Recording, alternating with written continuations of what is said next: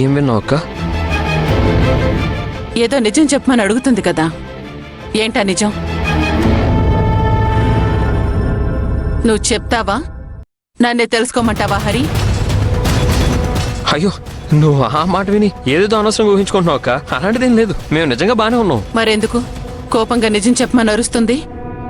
అదా, యాక్చువల్గా నేను లక్ష్మిని సర్ప్రైజ్ చేద్దామని వాళ్ళ ఇంటికి వెళ్ళాను. అదే ఆ టేప్ రికార్డర్ తేయడానికి. తను నాకు కాల్ చేస్తే నేను ఆఫీస్లో ఉన్నానని అబద్ధం చెప్పానన్నమాట. ఆ విషయం గురించే ఇప్పుడు నిజం చెప్పమని చెప్తుంది.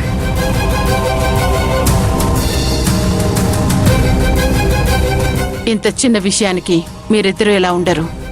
అయ్యో, నిజమే చెప్తున్నానక్క, అర్థం చేసుకోవేంటి? సర్లే, నీ అనుమానాలన్నీ పక్కన పెట్టి భోజనంకి ఏర్పాటు చేయి, ఆకలేస్తుంది.